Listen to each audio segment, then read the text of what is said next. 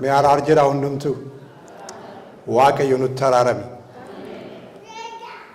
Kan ittiin isa gammachiifne hin qabnu garuu kan ittiin isa gaddisiifne baay'eedha. Isa kana beeknee araaraan fuula Waaqayyo duratti dhiyaachuudhaaf carraa waan arganneef galanni Waaqayyoof haa ta'u.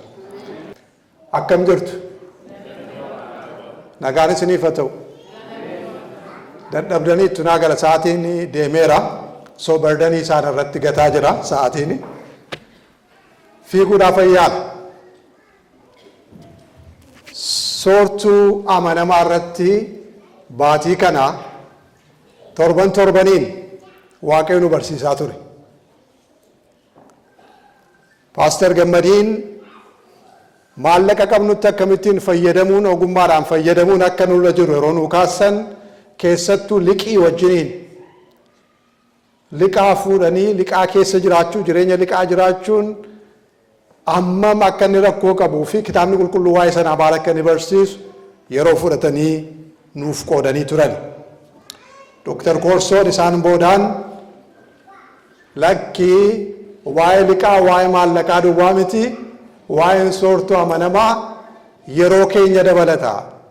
Yeroo keenya seeraan fayyadamuu hin dandeenyu taanaan itti gaafatamummaa qabnaa yeroo Waaqni kenne imaanaa jiniin nutti kenneeraniitu Dr. Korsoon nu barsiisan.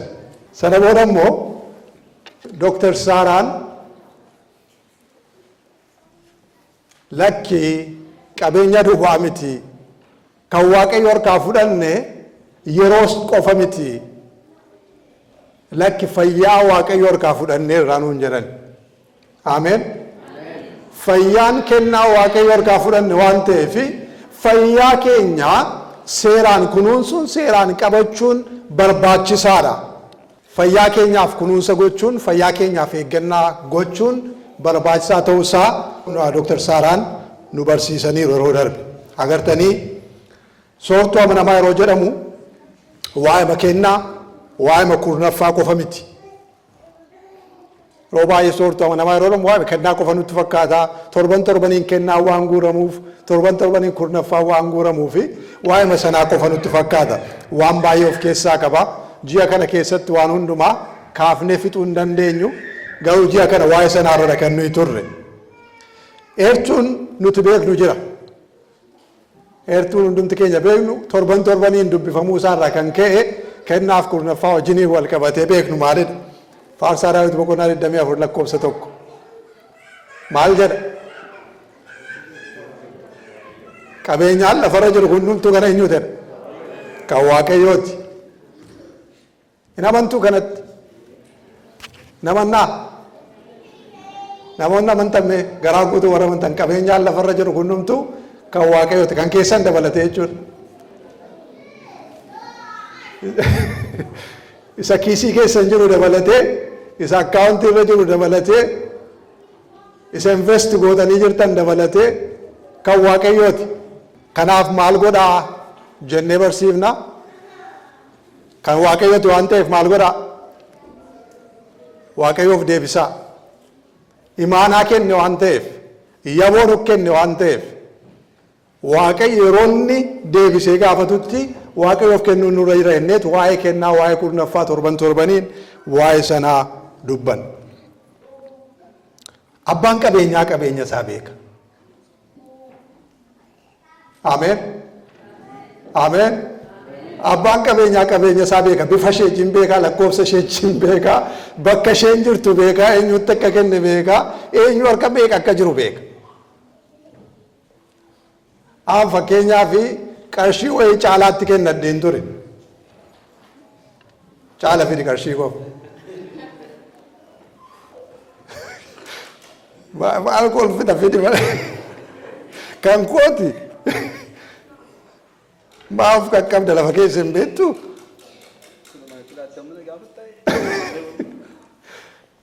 Yoom akkasitti kenne beekaatis beekta.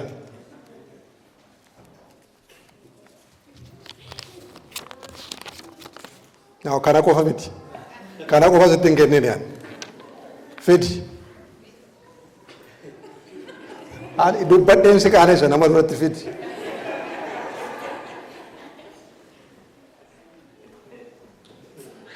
agartee kiisii meeqa qaba?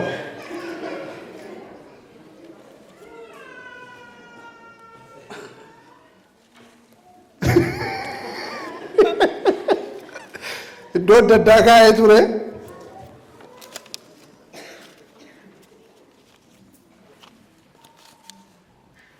Amma ta'e na kenne waan fedheef waan ta'e natti kenneera. Agartee kanuma kooti kan inni na dhowwachuu barbaadu. Natitti kennee natti harkaa qaba. Garuu gammadee natti kennaan jiru. Qaqqabataa harkifataa kiisii meeqa quba kaa'aa. Mee gaaffiin si gaafadha. Caala. Maafidha kan kooto.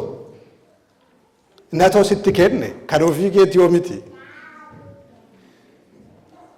Maafidha kanatti yeroon si gaafadhu daftee natti kennuu dadhabde kan itti gammaddee natti kennuu dadhabduuf maaliin?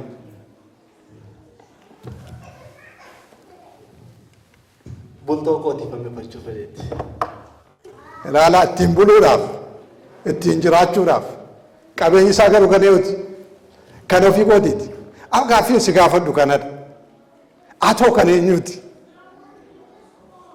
Gara sagalee Waaqayyootti yeroo deebinu qabeenyaan hundumtuu kan Waaqayyoo tenneerra. Wanti nuyi of harkaa qabnu, wanti nuyi manaa qabnu, wanti nuyi baankiidhaa qabnu kan Waaqayyoo ta'uu isaa amanneerra. Yeroo kan Waaqayyoo gaafatamnee akka gaafatamneetti gammachuudhaan kennu yeroo dadhabnu sababiin nuyi kennuu dadhabnuuf keessaa tokko maali? Ittiin jiraachuu, ofittummaa, ittiin buluuf, ittiin ooluuf, waan barbaanne ittiin godhachuudhaafidha.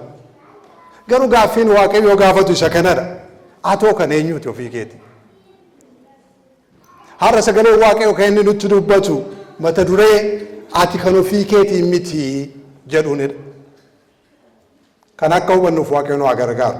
Meen kadhanna Waaqayyoon. Si galateeffanna Waaqa keenyaa. Yeroon kun kan keeti. Qabeenyi kan keeti. Yeroon kan keeti. Fayyummaan keenya kan keeti. Wanti nuyi kan keenya jennee waammannu hundumtuu kan kee akka ta'e sagaleen kee waan nutti dubbatuuf galanni siif haa ta'u. Mee mata duree hamma jalqabne kana hafuurri qulqulluu dhiyaatee nu haa barsiisu. Yeroo gabaabaa qabnu kana keessatti waan tokko tokko keenyaaf ta'u onnee keenyatti dubbattee iddoo kanaa nu geggeessi. Maqaa Kiristoos Yesuusiif jettee Ameen. Qorontoos isa duraa boqonnaa 6 lakkoofsa 19 irratti akkuma duraan nu dubbifame isin akka dhagni keessan yookiis qaamni keessan mana qulqullummaa hafuura qulqulluu isa isin keessa jiraatu kan waaqarraa argattan sanaa ta'e hin beektaniiree erga jedhee booda isin kan ofii keessanii miti jedha. Isin kan eenyu miti? Kan ofii keessanii miti. Mee jedhame ani kan ofii kootii miti jedhame dhagaa hin jiru. Ani kan ofii kootii miti. Abbaa qabaa jechuudha. Isin kan eenyuti jedhee isin kan hafuura qulqulluu isa Waaqayyoo isin keessa kaa'e sanaati. Isin kan ofii keessanii miti jedhe. Ergaa kana kan inni barreesse warra Qorontoosiif ture. Warra Qorontoosiin dhandheeraaruuf yeroo yaallu magaalaa Qorontoosiin gabaabumatti xinnoo ishee si yaadachiisuudhaaf magaalaa soorejjii magaalaa duroomtuudha kan isheen turte yeroo sanatti. Wiirtuu daldalaati. Lafa itti daldaltoonni addunyaarra jiran qabeenyaa gurguddaa qabatanii daldalaaf iddootti isaan wal arganidha. Aadaa isheetiin beekamti. Aadaa adda ta'e qabdu. Aadaa isheetiif iddoo guddaa kennuudhaan beekamti. Sana qofa utuu hin taane ofii ishee keessaa magaalattii keessaa waaqa tolfamaa, waaqa dharaa, mana qulqullummaa Afrodaayit jedhamu of keessaa qabdi turte. The goddess of love jedhamuudhaan kan beekamu. Sababii sanarraa kan ka'e magaalaan sun seebaraaf kan saaxilamte. Qaama ishee seebaraaf dabarsitee kan kennitu, ejjaaf dabarsitee kan kennitu. wanti barbaachisu jaalalaaf jaalala qofa ta'uudha jettee amanuurraa kan ka'e namoonni baay'een qaama isaanii akka barbaadan godhanii jiraachuu akka danda'an magaalaa amananidha kan turan. Rakkoo waldaa Qorontos keessa ture keessaa inni guddaan kanadha. Namoonni warri waaqayyotti amanan utuu nafin, warri gooftaa fudhatan utuu nafin, warri kiristaanota jedhaman utuu nafin, erga waaqayyotti amanuudhaan ayyaanaan hin fayyeeti qaama koo akka hin barbaade gochuu nan danda'a jedhanii amanu. Na dhageessaniittu? Na dhageessanii? Maal jedhanii amanu? Qaama koo akka hin barbaade gochuu nan danda'a. Ayyaanaan fayyeera. Waaqayyotti amanuudhaan fayyeera. Kiristoos Yesuusitti amanuudhaan fayyeera waan ta'eef waa'ee qaama kootii eenyuun hin ilaallatu. Qaama koo kana waan hin barbaade yoo godhe eenyuun iyyuu hin galchu. Ilaalcha jedhan qabu turan. Phaawulos ilaalcha balaa qabu kanaa sirreessuudhaaf, qajeelchuudhaaf Qorontos isa duraa boqonnaa 6 barreesse. Qorontos isa duraa boqonnaa 6 guutummaa isaa dhaxxanii yoo dubbiftan yoo xinnaate yeroo 6 irra deddeebi'ee gaaffii kana gaafata. Hin beektanii ree jedha. Hin beektanii ree. Wantoota inni hin beektanii ree jedhee gaafate keessaa tokko akkuma amma ilaalle qaamni keessan iddoo buufata hafuura qulqulluu yookiis mana qulqullummaa kan hafuurri qulqulluu keessa buufatu akka ta'e hin beektanii ree gaaffii jedhu gaafate. Isin kan ofii keessanii miti. Ganama kanaa heertuma amma dubbifanne kana keessatti dhugaa gurguddoo 3 ilaallee cufna ariitiidhaan. 3 qofa torban godhu akka yeroo kaane. Dhugaa gurguddoo 3 ilaalla. Dhugaa inni tokkoffaa maali?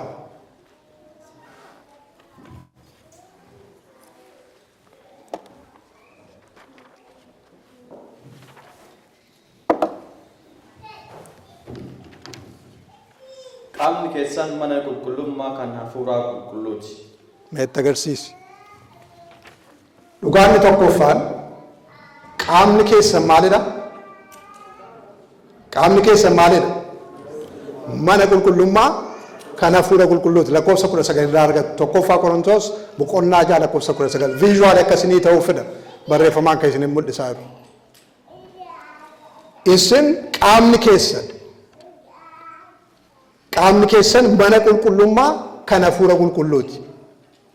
Amma first personitti akka deebi'uun barbaada kun. Akka ofiin jennuun barbaada. Mi'aal tokko akkasa jennu walii gallee hundi keenya. Qaamni koo mana qulqullummaa kan Waaqayyooti. Hin dhageenye. Qaamni koo mana qulqullummaa kan Waaqayyooti. Waaqayyoos na eebbisu. Dhugaanni tokkoffaan kanadha. Okay? Hin beektanii ree qaamni keessan mana qulqullummaa kan Waaqayyoo akka inni ta'e. Mana qulqullummaa jedhamee jecha barreeffame kana yeroo jalqabaatiif marsaa kana irra deebi'ee yeroon qo'adhu wanta na naasisu argeera. Waan itti rifadhin isinitti himuu barbaada. Nan beeka yeroo dheeraaf qo'adheera dubbiseera lallabeera kutaa kana irratti. Qaamni keenya mana qulqullummaa kan Waaqayyoo ta'uusaa yeroo baay'ee qoodeera ofii koos nan amana. Garuu waan addaan torban kana yeroon sagantaa kanaaf qophaa'u baradhin isinitti himuu barbaada. Jechi mana qulqullummaa jedhamee barreeffame kun manni qulqullummaa kutaa meeqa qaba? Iddoo meeqatti qoodama? Kutaa 3 ni jalqabaa. Ni jalqabaa maa jedhama? Okay, oobdii lammaffaa iddoo qulqulluu inni sadaffaa iddoo qulqulluu qulqullootaa yookiis iddoo hundumaa caalaa qulqulluu ta'e. Iddoo kanatti qaamni keessan mana qulqullummaati jedhee yeroo barreessu jecha naa'os jedhamu afaan Giriikiin jecha naa'os jedhamu fayyadamu. Jechi naa'os jedhamu kun immoo isa iddoo qulqulluu qulqullootaa jedhamu. Isa hundumaa caalaa qulqulluu ta'e jechuudha. Can you imagine that? Qaamni keessan oobdii yookiis iddoo buufataa sana miti. Qaamni keessan iddoo qulqulluu sana duwwaa miti. Qaamni keessan iddoo qulqullootaa yookiis immoo isa hunduma caalaa qulqulluu ta'edha. Waaqayyo nu haa gargaaru kan akka hubannuuf. Kanatu na rifaasise. Iddoo mana qulqullummaa jeneraali mana qulqullummaa dhedhee yaaduun amma kana na rifaasifne yeroon amma kana qoradhu garuu naa'os jedhamee waamamuunsaa iddoo hundumaa caalaa qulqulluu ta'e ta'uusaa gaafa hubadhu, oh no, this must be serious. Wanti kun waan addaati. Sababiin kana jedhuu fi iddoon waaqayyo jiraatu islaamtisaa, iddoon hafuurri waaqayyo jiraatu islaamtisaa, iddoon buufata isaati islaamasaa iddoo isa hundumaa caalaa qulqulluu ta'edha. Ameen. Galanni waaqayyoof haa ta'u.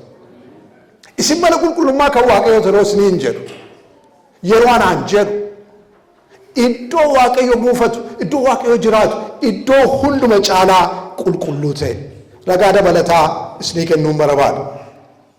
Yohaannis boqonnaa 14 lakkoofsa 16-17. Yohaannis boqonnaa 14 lakkoofsa 16-17 akkas jedha. Ani abbaanan kadhadha, innis akka inni bara baraan isinii wajjiniin jiraatuuf jajjabeessaa biraa isinii kenna. Inni hafuura dhugaati. Innis hafuura dhugaati. Addunyaan waan isa hin argineef, waan isa hin beekneef isa fudhachuu hin danda'u. Addunyaan waan isa hin argineef, waan isa hin beekneefis isa fudhachuu hin danda'u. Isin garuu waan isinii wajjin jiraatuuf, isin garuu waan inni isinii wajjin jiraatuuf isa beektu. Ameen. Ameen. Isin garuu hafuurri qulqulluu inni addunyaan hin argine kun, hafuurri qulqulluu inni addunyaan hin beekne kun, hafuurri qulqulluu inni addunyaan fudhachuu dide kun isin bira waan jiruuf isa beektu. Oh, nan jabeessa. Sababiin isaan jabeessa waan ta'eef. Isin bira waan jiraatuuf qofatu hin taane maal jedhe? Isin keessa. Ameen. Haleluuyaa. Galanni waaqayyoof haa ta'u. Isin bira jiraachuudhaaf, isin wajjin jiraachuudhaaf, isin keessa jiraachuun adda addadha. Hafuurri qulqulluun abbaan isinii kenne kuni isinii wajjin jiraachuu duwwaatu hin taane isin keessa jiraata. Waan inni isin keessa jiraatuuf immoo isa beektu. Eessa jiraata? Naa'osiin keessa jiraata. Iddoo isa hundumaa caalaa qulqulluu ta'e. Yaaddaniittu qaamni keenya kun hammam qulqullinatti eegamu akka qabu.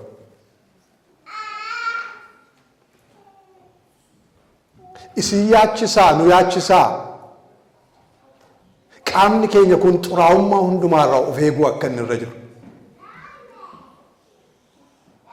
Nu yaachisaa. Waaqayyo waaqni jiraataan keessa keenya akka inni jiraatu. Iddoo inni jiraachuuf malummaa iddoo hundumaa caalaa qulqulluu ta'e akka inni ta'e. Dhufee naannoo keenya buufachuu duwwaatu hin taane hafuurri qulqulluu. Dhufee mana keenya keessa buufachuu duwwaatu hin taane. Waldaa keenya keessa buufachuu qofaatu hin taane. Hafuurri qulqulluu keessa keenya buufachuudha kan inni dhufu. Har'a kana yoo hubanne gaadha waaqayyo nu haa gargaaru. Ameen. Kanumaan dhugaa isa lammaffaatti isin ceesisa sa'aatiin waan deemaa jiru. Dhugaan lammaffaan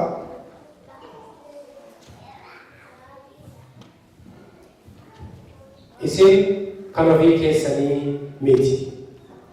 Isin kan ofii keessanii miti. Dhugaan lammaffaan kanadha. Isin maal miti? Kan ofii keessanii. Tokko isin mana qulqullummaati. Lama isin kan ofii keessanii miti nuun jedha. Achuma lakkoofsa 19 irraa. Isin kan ofii keessanii miti. Sobni guddaan bara kana addunyaa kana qabatee jiru yoo jiraate maal akka ta'e beektu? Sobni guddaan, dharri guddaan addunyaa kana irratti moo'ee jiru qaama keeti waan ta'eef waan barbaadde gochuu dandeessaa soba jedhudha. Walii gallaa dhageessanii qaama keeti waan ta'eef waan barbaadde gochuu dandeessa soba dhabu. Akkuma gaafa seexanni boofa sana keessaan ta'ee hewaaniin bira dhaqee no hin duutani akka ittiin jedhu nyaachuu dandeessu yoo nyaattanii akka saayyuu taatu akkuma jedhe dharri guddaan har'a ittiin seexanni nama balleessaa jiru biyya lafaa balleessaa jiru jiraate qaama keetii akka barbaadde gochuu dandeessa kan jedhudha. Sababiin isaa kitaabni qulqulluu akkasiin jedhu isin kan ofii keessanii miti. Walitti buunaare walitti bu'uu keenya miti. Qaama kooti jedheetuun falmadhu aanan barbaade gochuu nan danda'u tun jedhu kitaabni qulqulluu lakki ati kan ofii keetii miti erga naan jedhe. Qaama kootiin waan an barbaade gochuu hin danda'u. Qaama koo irrattis waan an barbaade gochuu hin danda'u. Abbaa qaba. Qabeenyummaan isaa kan kee miti kan koo miti. Ragaa dabalataa isinii kenna kanaaf. Kitaaba qulqulluurraa ragaa dabalataa Roomee boqonnaa 14 lakkoofsa 7-8. Roomee boqonnaa 14 akkas jedha. Nu keessaa namni mataa isaatiif jiraatu kan mataa isaatiifis du'u hin jiru. Ameen. Ameen. Nu keessaa namni mataa isaatiif jiraatu namni mataa isaatiifis du'u hin jiru. Namni ofii isaatiif jiraatu namni ofii isaatiif du'u hin jiru. Nu yoo jiraanne gooftaadhaaf jiraanne yoo duunes gooftaadhaaf duuna. Kanaafuu yoo jiraannes yoo duunes nu kan gooftaati. Haaleluuyaa. Ulfinni Waaqayyoof haa ta'u. Nu kan eenyuti? Kan Waaqayyooti.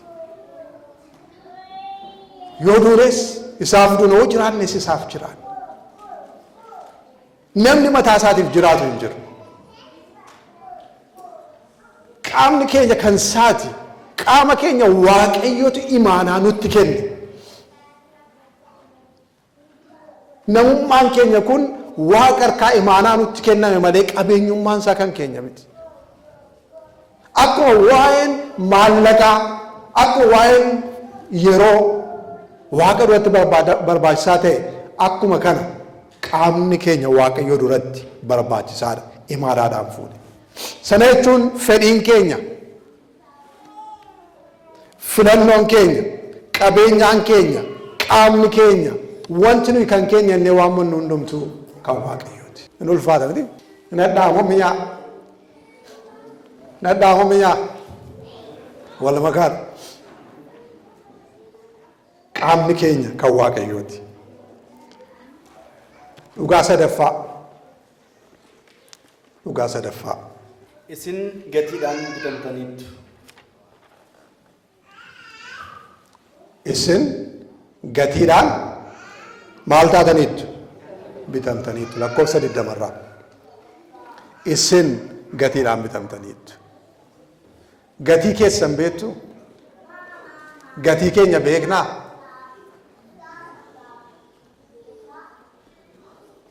Meeqa baasa? Meeqa baafna gabaatiif yoo dhiyaanne?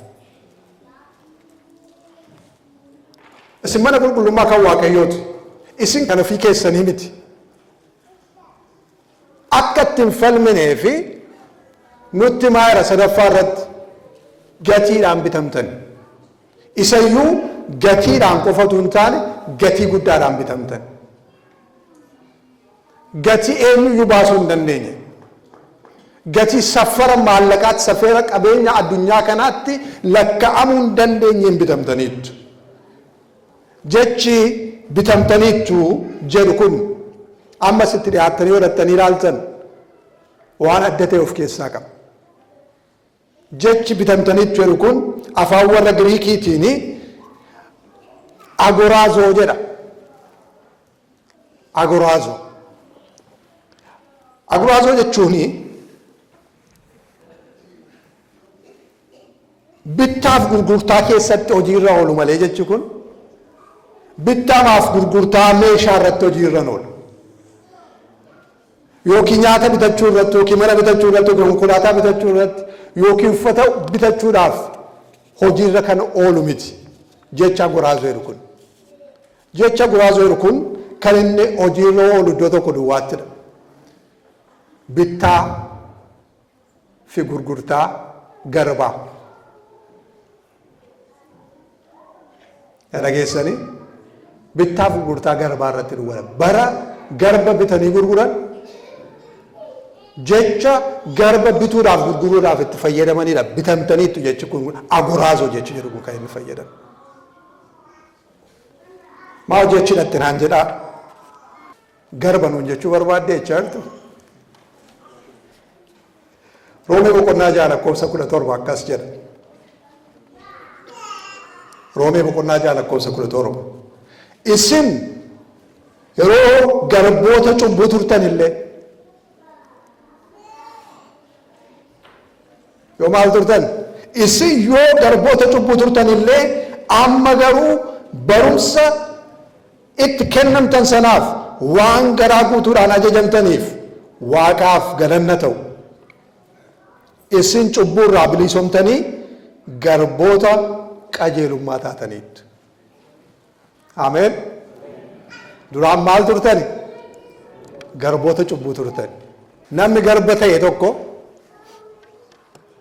garbummaa cubbuu irraa garbummaa qajeelummaatti callu badee hin galu miillaan deeme. Bittaaf gurgurtaa qaba. Bitamuutu irra jira. Gatiin itti baafamuutu irra jira. Gatii sanadha gooftaan keenya Yesuus Kiristoos kan inni baase. Akkamittiin garbummaa jalaa baatan isa jedhuu fi agoraazoo kan inni barreesse sana bitamtaniiti kan isin baataniidha. Bitamtaniitu achi jalaa baatan. Maaliin bitamtan? Gatiidhaan. Gatii akkamiitiin bitamtan? Qarshii miti, doolaaraan miti, yuuroodhaan miti, qarshii yookiin qabeenya lafarratti tilmaamamuu danda'amu miti. Ragaa dabalataa Phexros duraa boqonnaa 1:18-19 isin akka jireenya faayidaa hin qabne kan abbootii keessanirraa dhaaltan irraa waan baduu danda'u kan akka meetiif warqeetiin hin furamin beektu. Meetiidhaaf warqee waan baduu danda'in akka hin furamin beektu. Garuu dhiiga gatii guddaa qabu dhiiga Kiristoos jechuunis hoolaa mudaa yookaan hanqina hin qabne sanaatiin furamtaniittu. Ameen. Gatii guddaadha. Gatiin guddaan sun immoo dhiiga Kiristoos Yesuus isa mudaa hin qabne sana hoolaa hanqina hin qabne hoolaa mudaa hin qabne sana dhiiga sanaan maal taataniittu furamtaniittu. Agoraazo.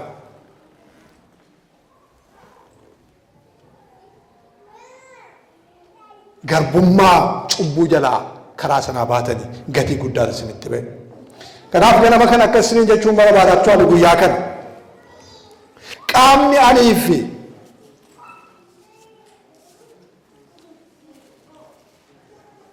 qaama aniif ati aniif isin akka barbaanne gochuu barbaannu kun qaamni nu uffannee sochoonu kun qaamni nu uffannee deemnu kun qaama dhiiga gati jabeessa sanaan bitamedha. Kan akka hubannuuf Waaqayyo nu haa gargaaru. Qaama akkasumaan miti kan nuyi baannee deemnu.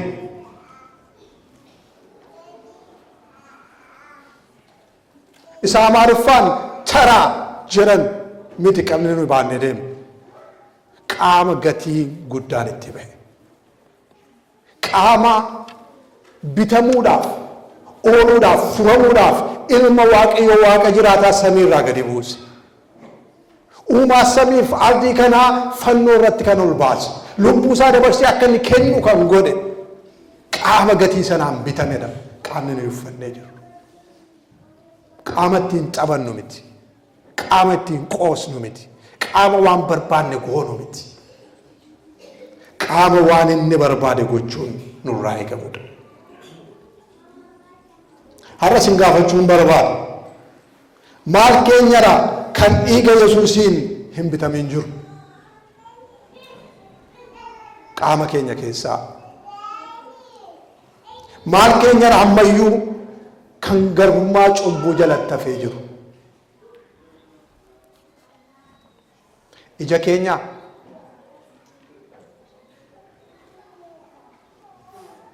funyaan keenya, rifeensa keenya, gurra keenya, qeensa keenya, morma keenya, garaa keenya, sammuu keenya, onnee keenya moo ni soomna malee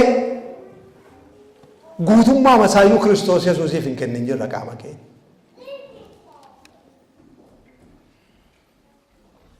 This is serious.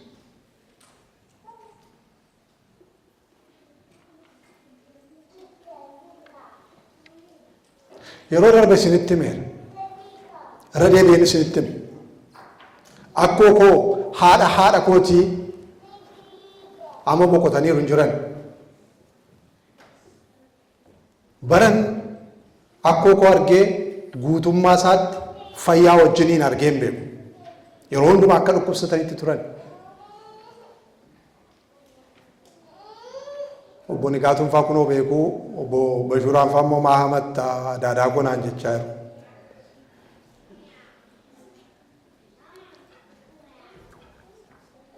Yeroo hundumaa akkas jedhu turan, akkoon koo akkasitti turte. Sababii yeroo hundumaa dhukkubni irraa hin deemneef jecha waan tokko shakkiti turte. Waan isheen shakkitu maali? Gaafa cuuphamee harki koo bakkeetti hafeetti. Isfaanii miti? Gaafa cuuphamee harka koo bakkeetti hafe, harka koo tokkotu bishaan keessa hin seenneetti. Kanaaf dhukkubina irraa hin deemu natti fakkaata. Warra keenya qaalluu qabaa itti. Har'a isiniin isin gaafachuun barbaada. Gaafa cuuphamtan maal keessantu bakkeetti hafe? Maal keenya bakkeetti hafe? Maalidha wanti nuyi Waaqayyoof hin kennin? Waan hundumaa Waaqayyoof kennineetu gurra keenya kennuu dadhabne. Gurra keenya biyya lafaaf kenninee waan barbaanne godhanna. Waan hundumaa Gooftaaf kenninee morma keenya waan kan biraaf kennina biyya lafaaf kennine. Waan hundumaa Gooftaaf kenninee kaanee qeensa keenya biyya lafaaf kennine. Waan hundumaa Gooftaaf kenninee kaaneetu qaama saalaa keenya biyya lafaaf kenninee ittiin seebarra, ittiin cubboo hojjennaa, ittiin ejjinaa gadi baanee, ittiin xuroofnee, of xureessinee, wal xureessinaa. Maal keenya bakkeetti hafe? Maal keenyatiin cuuphamin hafe? Isa kamidha? Iddoo kamidha kan dhiigni Gooftaa keenya Yesuus Kiristoos hin argatin hafe? Coomni dhiiga isaati kan irra hin bu'in hafe isa kamidha qaama keenya keessaa? Maaf gadhiisii taane? Maaf namni nutti dubbachuu dadhaba? Maaf wangeelli nutti dubbachuu dadhaba? Maaliif akka barbaannetti jiraanna?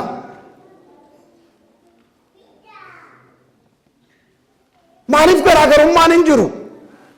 Warra Waaqayyoon beekuuf warra Waaqayyoon hin beekne gidduu maaliif garaagarummaan hin jiru? Har'a paastoroonni dubbachuu hin danda'ani. Har'a lallabdoonni dubbachuu hin danda'ani. Maanatti dubbatteedhama? Eenyu dubbatu ture wangeelli ergan dubbatu ta'eeti. Phaawulos seebaraan eechaan warra qaama isaanii xureessanitti afaan guutee dubbata. Qaamni keessan kan Waaqayyo akka barbaadan gochuu hin dandeessan. Iddoo qulqullinatti eegamuu danda'udha. Ani immoo isinittan hima. Qaamni keessan isa sana duwwaa utuu hin taane waliigala rifeensa keenyaa kaasee amma qeensa miilla keenyaatti kan Waaqayyooti. Qulqullinatti akka eegnuuf Waaqayyo nu haa gargaaru. Caala waan hambifte qabda. Waan asitti kenne gaa waan hafee jira.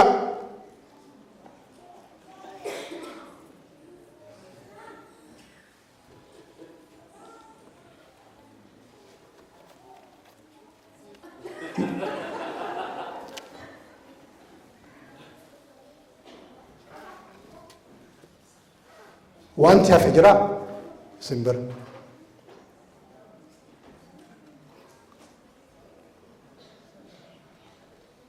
dargaggeessi sun gaafa gooftaa keenya Yesuus Kiristoos bira dhaqee mootummaa Waaqayyootti galuudhaaf maal gochuun narreera gaafannee gaafate kana godhi gaafanni ittiin jedhu isaan ganoo xinnummaa kootii jalqabee geeraatti hin jedhe sana booda gooftaa Yesuus akka jedhe gaarii gooteetta amma garuu waan tokko duwwaas si hafa dhaqiitii godhi deebii na duukaa bu'e maal kee tafaarra gooftaan Yesuus maal kee waamaa jira iddoon to'annaa Kiristoos Yesuusii ala si duraa ta'e qaama kooti waan barbaade gochuu nan danda'a jettee qaama kee gadhiisii kan gooti ulfina Waaqayyoof kan hin taane ilaalcha Waaqayyoof kan hin taane Waaqayyoon kan hin gammachiifne qaama kee xureessuudhaan qaama kee irratti waan barbaade gochuudhaan waan ati gooftaa gaddisiisaa jirtu maaltu jira qabxii kana sadan akka yaadattanan barbaada tokkoffaa kaatii dhaabadhaa sadan keessan uta elaatti kenneera utaatti torban darbe san waadaa seenedha qarshiin kun kee tokkoffaan Qaamni keessan mana qulqullummaa kan hafuura qulqulluuti. lammaffaan Isin kan ofii keessanii miti. sadaffaan Isin gatiidhaan bitamtaniittu.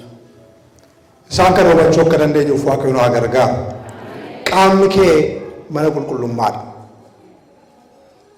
ati kan ofii keetii miti gatii guddaadhaan sanu dhiiga Kiristoos Yesuusiin bitamteetta kanaaf Qorontoos isa duraa boqonnaa 6:20 isin gatiidhaan bitamtan kanaafuu dhagna keessaniin yookiin qaama keessaniin Waaqayyoof ulfina kennaa Ameen gatii guddaadhaan dhiiga Kiristoos Yesuusiin bitamtaniittu waan ta'eef qaama keessaniin Waaqayyoof ulfina kennaa qaama keessan keessaa bakki Waaqayyoof ulfina kennin hin jiraatin ulfinni Kiristoos Yesuus isiniin haa guugu bakkeerraas keessaas ulfinni Waaqayyoo isiniin haa guugu namni gara keessan ilaalu Waaqayyoon haa argu namni iji isaa isinirra mufatu Kiristoosiin haa argu dhuguma kun ilma Waaqayyooti kun dhuguma intala Waaqayyooti kun dhuguma kiristiyaanadha kun dhuguma faarfataadha kun dhuguma faarfattuudha kun dhuguma adventistiidha kun dhuguma nama sagalee Waaqayyoof jiraatudha xalaa dubbifamtanidha jedha sagalee Waaqayyoo Kiristoos hunduma keenya irraa haa dubbifamu Waaqayyo isin haa eebbisu eebbifamaa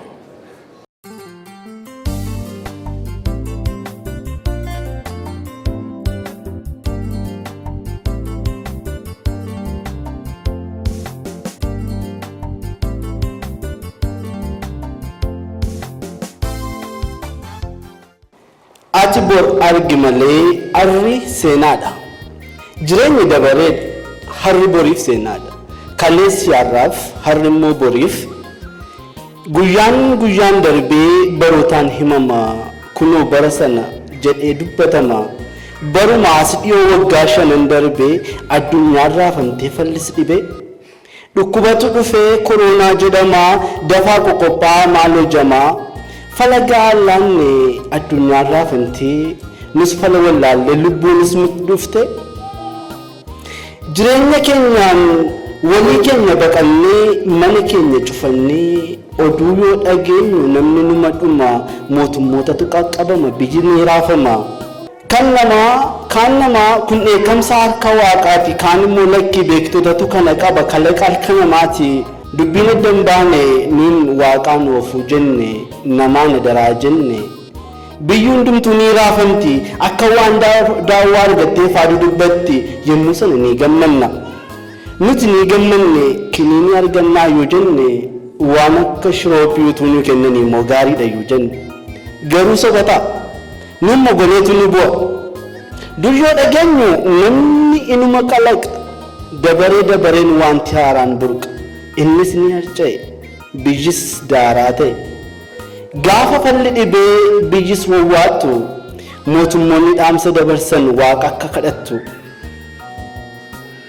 Nun yoomnu dhibe silayyuutti beekna lama sadii taanee jalqabne kadhanna darban fakkaatu garuu darbeera jiraatoo jiraatan taanee kunuwaas keenyarra egaa wanti har'aa boriif seenaadha jireenyi kaleessaa har'aaf seenaadha inni har'aa kunis boriif kennaadha harree sitti cimee jireenyaan dhaanamtee rakkinaan waadamtee abdii kee yoo kutte kaleessa yaadadhu isa dabarsite hamilee horadhu bor seenaa akka ta'u adaraa yaadadhu harra yoo qabaatte kumas yoo argatte beekaayyuu taate falayyuu yoo himte